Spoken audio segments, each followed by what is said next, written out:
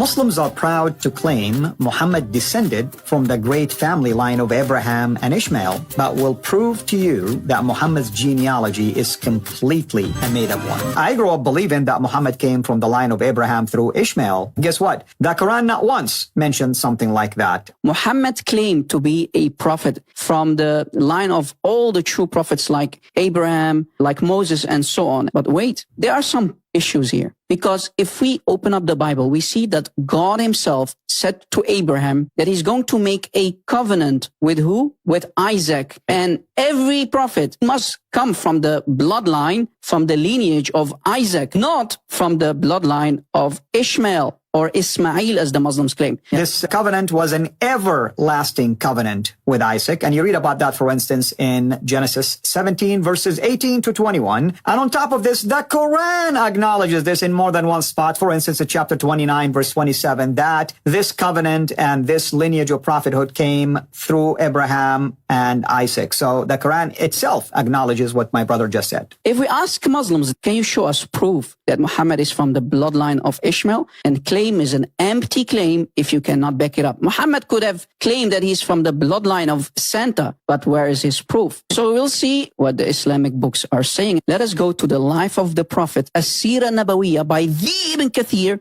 Volume 1. I challenge any sheikh, any imam, to bring proof what the true lineage of Muhammad is. Can you prove to us that Muhammad's lineage goes all the way back to Ishmael as you always have claimed? Actually, your books says the otherwise. If we open this book by Ibn Kathir and we go to page 51, it says here, Urwa bin az-Zubayr is reported to have said, we have found no one who knows the lineage, the line between Adnan and Ismail or Ishmael. So there is a broken chain. It is reported that Ibn Abbas said, between Adnan and Ismail, there were 30 ancestors who are unknown. So they cannot prove that the Quraysh, or let alone Muhammad, has anything to do with Ishmael. This is damaging. Even his cousin, Ibn Abbas himself, is also reputed to have said, when he traced back lines of descent, he said the genealogists have lied twice or thrice. And the second caliph himself, Omar, stated,